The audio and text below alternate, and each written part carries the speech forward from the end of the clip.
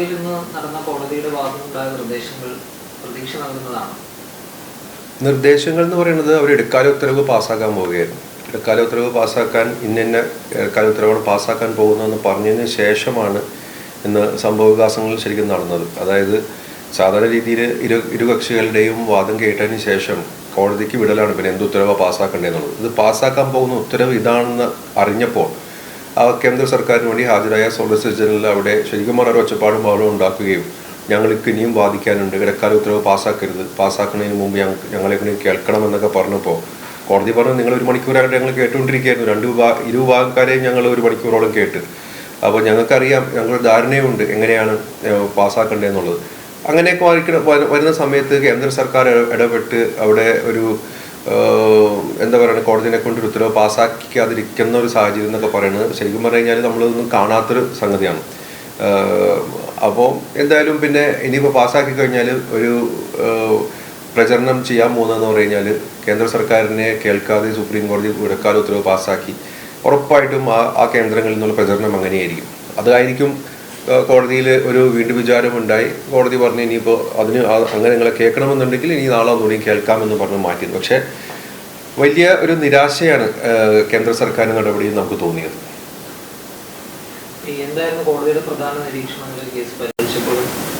നമ്മൾ ഈ പറഞ്ഞത് ഈ പറയുന്ന നിയമം ഭരണഘടനാ വിരുദ്ധമാണെന്നാണ്. പ്രത്യേകിച്ച് 4-5 വകുപ്പുകൾ എടുത്തിട്ട് തന്നെ പറഞ്ഞു ഭരണഘടനാ വിരുദ്ധമാണെന്നുള്ളത്.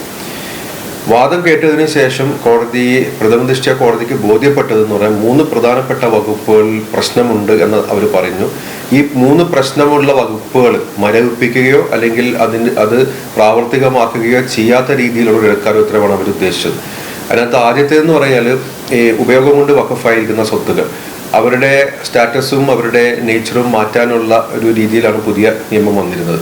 അപ്പോൾ അതെന്തായാലും നടപ്പാക്കാൻ പറ്റില്ല. ഉപയോഗം കൊണ്ട് വഖഫായിട്ടുള്ള സ്വത്തുക്കൾ അത് വഖഫായിട്ട് തന്നെ തുടരണം എന്ന് കോടതി ഇടക്കാല ഉത്തരവിടും എന്നാണ് പറഞ്ഞത്. അപ്പോൾ നമ്മളെ സംബന്ധിച്ചാൽ ഒരുപാട് സ്വത്തുക്കൾ ഈ പറയുന്ന ഉപയോഗം കൊണ്ട് വഖഫായിരിക്കുന്ന സ്വത്തുക്കളാണ്.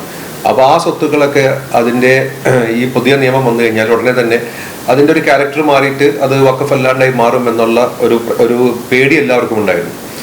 അപ്പോൾ അതെന്തായാലും ഈ ഇടക്കാല ഉത്തരവ് വരികയാണെങ്കിൽ ആ ഒരു പ്രശ്നം ഒരു പരിധിവരെ നമുക്ക് ഒരു പരിഹാരമാണത്.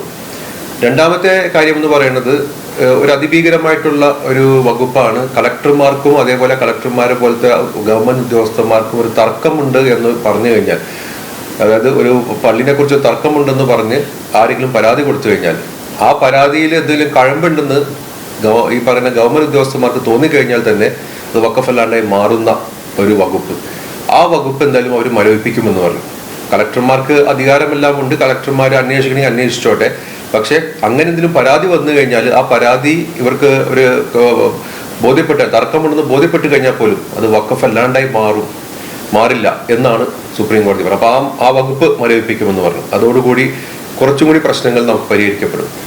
പിന്നെ മൂന്നാമത്തെ ഏറ്റവും പ്രധാനപ്പെട്ടതുമായത് വഖഫ് ബോർഡുകളിലും വഖഫ് കൗൺസിലിലും അമുസ്ലിങ്ങളായിട്ടുള്ള അംഗങ്ങൾ ഉണ്ടാകും എന്ന് പറയുന്ന സംഗതി. അപ്പോൾ അതിനകത്തും അവർ വളരെ വ്യക്തമായിട്ട് പറഞ്ഞു അമുസ്ലിങ്ങളെ എടുക്കാൻ പാടില്ല എന്ന് തന്നെ പറഞ്ഞു. എക്സ് ഒഫീഷ്യോ, അതായത് മന്ത്രിമാരും സെക്രട്ടറിമാരൊക്കെ വേണമെങ്കിൽ അമുസ്ലിങ്ങളാകാം. അത് പിന്നെ മന്ത്രി ആയതുകൊണ്ട് വേറെ നമുക്കൊന്നും ചെയ്യാൻ പറ്റില്ല. പക്ഷെ അമുസ്ലിങ്ങളായിട്ടുള്ള ഒരംഗങ്ങളും പാടില്ല എന്ന് ഞങ്ങൾ ഇതിനകത്ത് പറയും എന്ന് തന്നെ അവർ പറയുകയുണ്ടായി.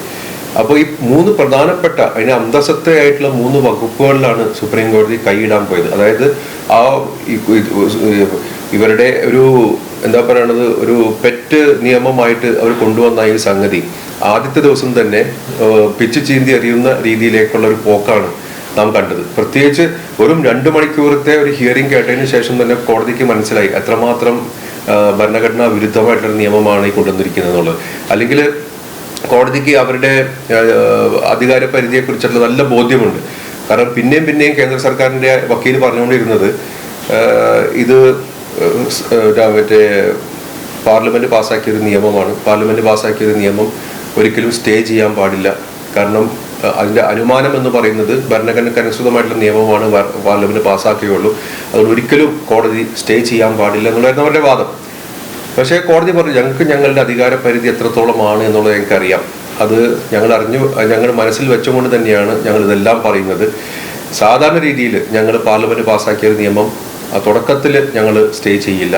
പക്ഷേ ഈ നിയമം അതുപോലത്തെ ഒരു നിയമമല്ല.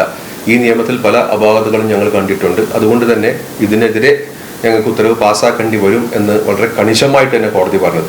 അത് വളരെ ചുരുക്കം ചില കേസുകളിൽ മാത്രം കാണുന്ന ഒരു സംഗതിയാണ്. അപ്പോൾ എത്രമാത്രം മോശപ്പെട്ട, എത്രമാത്രം ഭരണഘടനാ വിരുദ്ധമായിട്ടുള്ള നിയമമാണെന്ന് ഈ 2 മണിക്കൂറത്തെ ഹിയറിംഗ് കൊണ്ട് കോടതിക്ക് ബോധ്യപ്പെട്ടു എന്നുള്ളതാണ് ഇന്നത്തെ ഒരു ഹിയറിംഗിന്റെ ഒരു പോസിറ്റീവായിട്ട് നമുക്ക് കാണാവുന്നത്.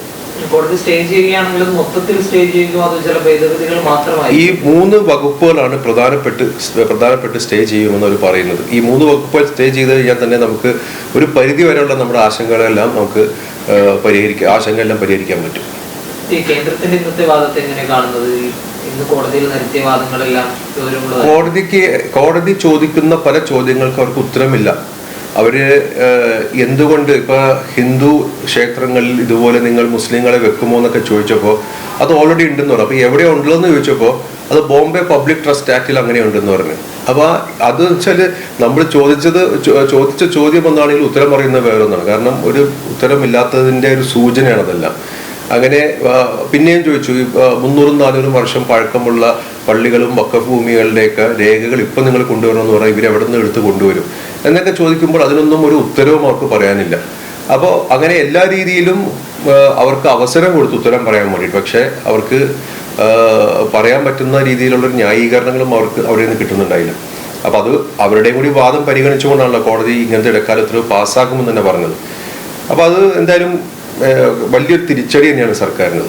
നാളെ ഇടക്കാല ഉത്തരവ് വരികയാണെങ്കിൽ മുസ്ലിം ലീഗ് ഉൾപ്പെടെ അത് വലിയൊരു വിജയമായിരിക്കില്ലേ, വലിയൊരു ആശ്വാസമായിരിക്കും? ഇടക്കാല ഉത്തരവ് വരികയാണെങ്കിൽ തീർച്ചയായിട്ടും ആശ്വാസമാണ്. തീർച്ചയായിട്ടും വലിയൊരു ആശ്വാസം മാത്രമല്ല, കേന്ദ്ര സർക്കാരിന് കിട്ടാവുന്നതിൽ വെച്ച് ഏറ്റവും വലിയ തിരിച്ചടിയായിരിക്കും ഈ അടുത്ത കാലത്ത് കിട്ടിയിരിക്കുന്ന കോടതിയിൽ നിന്ന്. പ്രത്യേകിച്ച് നമ്മളെല്ലാവരും പറഞ്ഞുകൊണ്ട് നടന്നാണ്. അപ്പൊ അവരുടെ ഏറ്റവും വലിയ വാദം എന്ന് പറഞ്ഞാൽ ഞങ്ങൾ JPC ഉണ്ടായിരുന്നു, JPCയിൽ 31 അംഗങ്ങളുണ്ടായിരുന്നു, പ്രതിപക്ഷങ്ങളുണ്ടായിരുന്നു, അവിടെ 95 ലക്ഷത്തോളം വരുന്ന റെപ്രസെന്റേഷൻസ് അവർക്ക് കിട്ടിയിട്ടുണ്ടായിരുന്നു. അതൊക്കെ പരിഗണിച്ചും കൊണ്ടാണ് JPC റിപ്പോർട്ട് വന്നത്. നമുക്കറിയാം അവിടെ ലഭിച്ച 95 ലക്ഷം ലഭിച്ചിട്ടുണ്ടെങ്കിൽ അതിനകത്ത് 99% പറഞ്ഞിരുന്നത് ഈ പറയുന്ന ഭേദഗതികളെല്ലാം വരുത്തരുത്, കാരണം ഈ ഭേദഗതി എല്ലാം ഭരണഘടനാ വിരുദ്ധമാണെന്നാണ്. അല്ല 1% പറഞ്ഞിട്ടുണ്ടാവും, അനുകൂലമായിട്ട് പറഞ്ഞിട്ടുണ്ടാവും. അപ്പോൾ ആ 99% എന്താണ് പറഞ്ഞത് വെച്ചാൽ അതുപോലും അവർ കണക്കിലെടുക്കാതെ, മുഖവിലക്കെടുക്കാതെയാണ് JPC റിപ്പോർട്ട് ഉണ്ടാക്കിയത്. മാത്രവുമല്ല അവിടെ പ്രതിപക്ഷാംഗങ്ങളുടെ 44 നിയമ ഭേദഗതി സജഷൻസ് അതുപോലും അവർ അംഗീകരിച്ചില്ല. അപ്പൊ അങ്ങനെ ഒരു ജനാധിപത്യ രീതിയിലും ഒരു ജനാധിപത്യ മര്യാദയുമില്ലാതെ നടന്നുപോയ ഒരു JPC ആണ് നമുക്ക് എല്ലാവർക്കും അറിയാം. അപ്പൊ ആ JPC റിപ്പോർട്ടാണ് വലിയ രീതിയിൽ ഇവര് പൊക്കിക്കാണിക്കുന്നത്. ഞങ്ങള് എല്ലാ പ്രക്രിയകൾക്കും അവസാനമാണ് 2 സഭകളും ഇത് പാസ്സാക്കിയെന്നൊക്കെ ഉള്ളത്. അപ്പൊ അതെല്ലാം കോടതി വളരെ വിശദമായിട്ട് കോടതിക്ക് അത് ബോധ്യപ്പെട്ടു. അതിന്റെ അടിസ്ഥാനത്തിലാണ് ഈ രീതിയിൽ വന്നിരിക്കുന്നത്. അപ്പോൾ അത് എന്തെങ്കിലും ഇടക്കാല ഉത്തരവ് വരികയാണെങ്കിൽ തീർച്ചയായിട്ടും അവർക്ക് വലിയ തിരിച്ചടി തന്നെയാണ്. മുൻപത്തെ മന്ത്രിയുടെ പ്രതികരണം ശ്രദ്ധിച്ചാണല്ലോ, നിയമപോരാട്ടം നടത്തേണ്ടി വരുമെന്നായിരുന്നു മന്ത്രി പ്രതികരിച്ചത്. അതെങ്ങനെ കാണുന്നു? നമ്മൾ ആദ്യം തൊട്ടേ തന്നെ പറയണത് മുനമ്പംകാരെ ഇവർ പറ്റിച്ചുകൊണ്ടിരിക്കുകയാണ്, മുനമ്പംകാർക്ക് തെറ്റിദ്ധരിപ്പിച്ചുകൊണ്ടിരിക്കുകയാണ് എന്നെല്ലാം നമ്മൾ ആദ്യം തൊട്ടേ പറഞ്ഞുകൊണ്ടിരുന്നു. കാരണം മുനമ്പത്തെ വിഷയം എന്താണെന്നുള്ളത് നമുക്ക് എല്ലാവർക്കും അറിയാം. അത് അവിടുത്തെ ലോക്കൽ വിഷയമാണ്. ആ ലോക്കൽ വിഷയത്തെ സംബന്ധിച്ചിട്ടുള്ള കാര്യങ്ങളെല്ലാം അവിടെ വഖഫ് ട്രൈബ്യൂണലിലെല്ലാം പെൻഡിങ് ആണ്. അപ്പോൾ അവിടുത്തെ ഒരു വിധി വരുന്നതിനനുസരിച്ചിരിക്കും അവിടുത്തെ പ്രശ്ന പരിഹാരവും. ഇതിപ്പോ 2 മതവിഭാഗങ്ങൾ തമ്മിലുള്ള സ്പർദ്ധ ഉണ്ടാക്കുന്ന ഒറ്റ ഉദ്ദേശത്തോട് കൂടിയിട്ട് മുനമ്പത്ത് ഈ പുതിയ നിയമം വന്നു കഴിഞ്ഞാൽ എല്ലാം ശരിയാകുമെന്ന് പറഞ്ഞിട്ട് അവരെ തെറ്റിദ്ധരിപ്പിച്ചു. എന്നിട്ട് ഈ നിയമം വന്നതിന് ശേഷം പിന്നെ അടുത്ത വാർത്ത വരുന്നത് മുനമ്പത്തെ പ്രശ്നങ്ങളെല്ലാം പരിഹരിച്ചു കഴിഞ്ഞു എന്നും പറഞ്ഞുകൊണ്ടാണ് അവിടുത്തെ BJP നേതാക്കളുടെ വലിയ പ്രചരണം ഉണ്ടായത്. അങ്ങനെ നന്ദി മോദി എന്ന് പറയുന്ന പരിപാടിയാണ്. അതായത് അവർക്ക് പ്രശ്നം പരിഹരിച്ചത് കാരണം നന്ദി പറയാൻ വേണ്ടിയിട്ട്. അതിനു മുമ്പാണ് ഈ പത്രസമ്മേളനത്തിൽ കൂടി നിങ്ങളുടെ മാധ്യമപ്രവർത്തകർ ഒരാളുടെ ചോദ്യത്തിന് മന്ത്രിക്ക് ഒരു ഉത്തരവില്ലാണ്ടായി പോയത്. അപ്പോൾ അതും തമ്മിൽ യാതൊരു ബന്ധവുമില്ല. നമ്മൾ അന്ന് പറഞ്ഞത് ഇപ്പൊ ഇന്നലെ മന്ത്രി പറയുകയാണ് ഉണ്ടായത്. അപ്പോൾ മുനമ്പത്ത് നമ്മളെല്ലാവരും, അതായത് പ്രത്യേകിച്ച് മുസ്ലിം സംഘടന എല്ലാവരും പാണക്കാട് സയ്യിദ് സാദിഖ് അലി ശിഹാബ് തങ്ങളുടെ അധ്യക്ഷതയിൽ കോഴിക്കോട് യോഗം കൂടിയിട്ട് ഒരു അഭിപ്രായത്തിൽ വന്നിരുന്നു.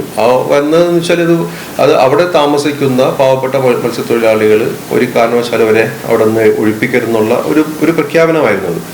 അപ്പോൾ അത് എങ്ങനെയാണ് അത് മുന്നോട്ട് കൊണ്ടുപോകേണ്ടതെന്നുള്ളത് കേരള സർക്കാരാണ്, സംസ്ഥാന സർക്കാരാണ് അവർ ചെയ്യേണ്ടത്. കാരണം വഖഫ് ട്രൈബ്യൂണലിൽ കേസ് പെൻഡിങ് ആണ്. അവരാണ് അതിനകത്ത് കാര്യങ്ങളായിട്ട് മുന്നോട്ട് പോകേണ്ടത് എന്നാണ് നമ്മൾ എടുത്ത നിലപാട്. ആ നിലപാട് തന്നെയാണ് മുൻപങ്കാർക്ക് ഏറ്റവും നല്ല രീതിയിൽ പ്രശ്നം പരിഹരിക്കാൻ പറ്റിയ നിലപാട് എന്ന് ഇന്നലെ അവർക്ക് മനസ്സിലായി എന്നുള്ളതാണ് നമുക്കിപ്പോൾ മനസ്സിലാക്കാൻ പറ്റുന്നത്.